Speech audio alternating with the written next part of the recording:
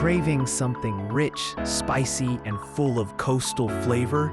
Let's make authentic Mangalorean chicken curry, straight from the heart of Karnataka's coast. For dry roast, you need coriander, cumin, fennel, red chilies, peppercorns.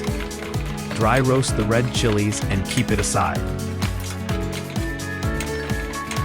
Next, dry roast the whole spices until aromatic.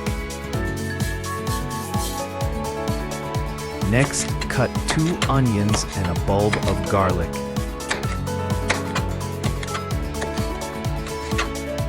Sauté the cut onions and garlic in a pan until they are lightly brown.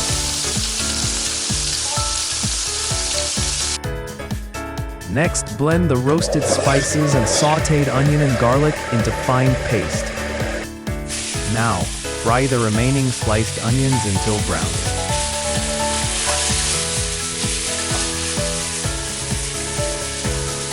Next, add the blended paste to the onions. Add salt and tamarind water according to your taste.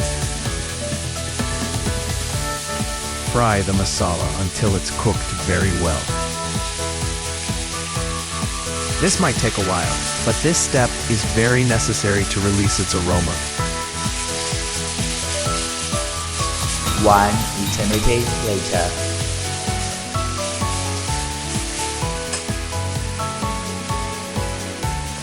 When you see the oil get separated from the masala, you can add in your cut and clean chicken. I have used here 1 kilogram of cleaned chicken. Mix the chicken thoroughly with the masala. Now close the lid and let it simmer in a low heat. After 5 to 10 minutes, you can see the chicken has released its juices and almost cooked.